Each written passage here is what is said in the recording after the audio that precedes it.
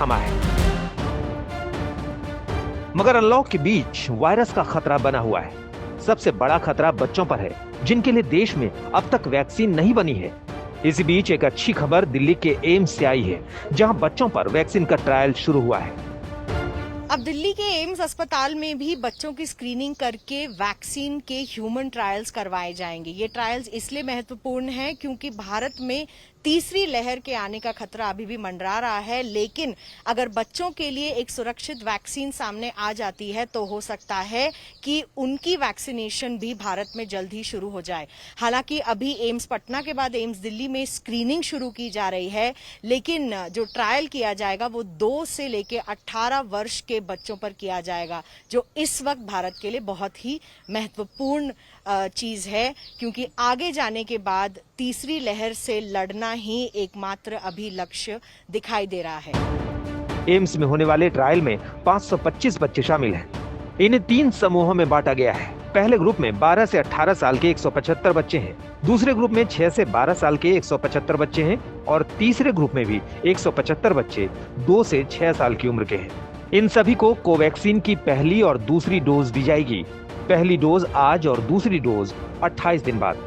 Trial का मकसद ये देखना है कि कोवैक्सीन 2 से 18 साल के बच्चों के लिए कितनी सुरक्षित और कितनी असरदार है। ये जो क्लिनिकल ट्रायल्स हैं वह डेटा जनरेट करने का है कि बच्चों के लिए क्या वैक्सीन सेफ है तो क्या इफेक्टिव भी है, उसी को देखने के लिए ट्रायल्स हैं। देश में अब तक कुल 3 शहरों में बच्चों पर वैक्सीन का ट्रायल किया गया है, पटना, नागपुर और दिल्ली।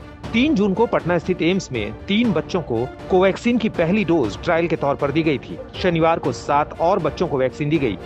वहीं रविवार को नागपुर के Meditrina institute of medical science में 41 बच्चों को भारत बायोटेक की ही कोवैक्सीन लगाई गई और अब दिल्ली के एम्स में बच्चों पर वैक्सीन का ट्रायल हुआ है।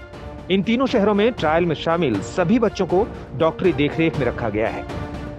कोरोना के तीसरे लहर में बच्चों को बचाने के लिए पटना एम्स में वैक्सीन का ट्रायल जारी है। 3 जून को जहां 3 बच्चों को कोवैक्सीन का पहला टीका लगाया गया, वहीं 6 जून को 7 बच्चों को इस टीके का पहला डोज जो है वो दिया गया। यानी कि अब तक पटना एम्स में जो बच्चों के ऊपर वैक्सीन का ट्रायल चल रहा है उसमें अब तक कुल 10 बच्चों के ऊपर ये ट्रायल जो है वो किया गया है।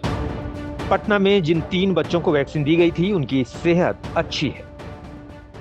अभी तक वो तीनों बच्चे बिल्कुल स्वस्थ हैं, उनको कोई ऐसा साइड इफेक्ट नहीं हुआ है। तो अभी तो बहुत अर्ली है, अभी 3 बच्चों का ही हम फॉलो अप कर रहे हैं और बाकी आप देख रहे हैं आज से मतलब और भी बच्चों को हम आगे देंगे और उनको फॉलो अप करते रहेंगे। बच्चों पर कोवैक्सीन के दूसरे और तीसरे चरण के ट्रायल के लिए DGCI ने मंजूरी दी है। ट्रायल के लिए इन शर्तों को पूरा किया जाता है।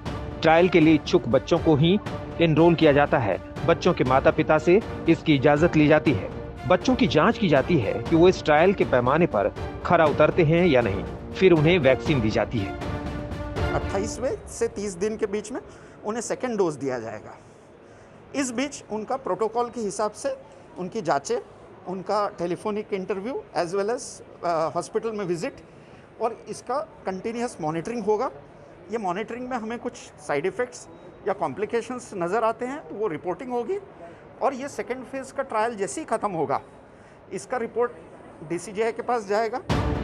दूसरे फेज के बाद तीसरे फेज का ट्रायल होगा, जिससे बच्चों के लिए वैक्सीन को मंजूरी मिलने की संभावना काफी बढ़ जाएगी। आने वाले 2 महीनों में 3 महीनों में इंडियन वैक्सीन भी तैयार हो जाएगी जो बच्चों के लिए सेफ हो, जिसके ऊपर सारी स्टडी करी गई है। तो ये आने वाले टाइम में मेरे को लगता है कि बच्चों के लिए भी वैक्सीन आ जाएगी। ये विश्वास बढ़ाने वाली बात है। सरकार ने दावा किया है कि दिसंबर 2021 तक सभी वयस्कों को वैक्सीन लग जाएगी, मगर बच्चों का वैक्सीनेशन भी उतना ही जरूरी है क्योंकि वही देश का भविष्य है। अमेरिका और इजराइल में जहां बच्चों को वैक्सीन लग रही है और स्कूल खुल रहे हैं, वहीं बच्चों की वैक्सीन आने के बाद हिंदुस्तान में भी बच्चों के पुराने दिन लौट आएंगे। पटना में रोहित कुमार सिंह, नागपुर में योगेश पांडे और दिल्ली में मिलन शर्मा के साथ जितेंद्र बहादुर सिंह, आज तक।